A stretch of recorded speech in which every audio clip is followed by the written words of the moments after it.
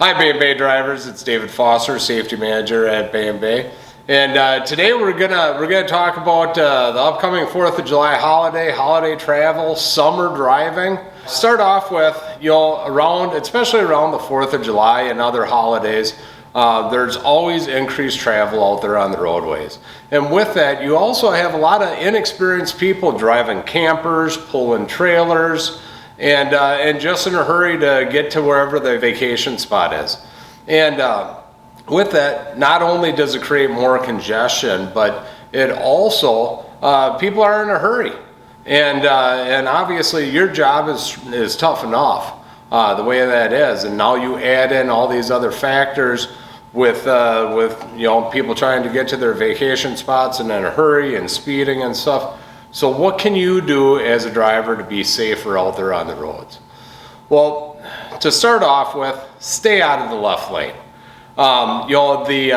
Most states have laws in place regarding no trucks or no vehicles in that left lane unless you are passing. So if you come up to another truck and your governed speed is roughly about the same, it's actually a lot safer just to back off just a little bit.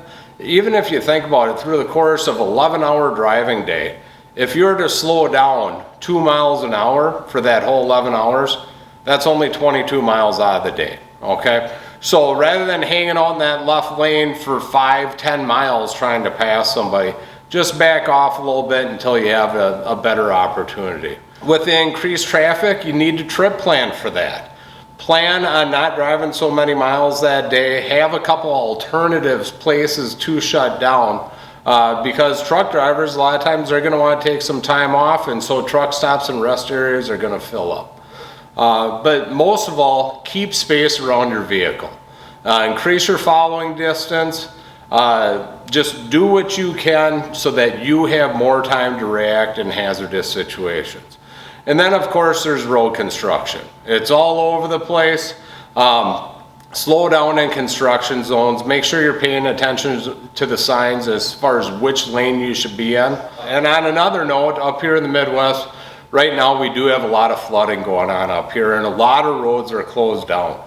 So take a look. Most states, if you look at the state abbreviation, so Minnesota MN, and then the number 511, do some research on that. It'll show you which roads are open and which ones are closed, and if there's any sort of accidents or anything else. So hopefully these tips help you to get to your destination safely.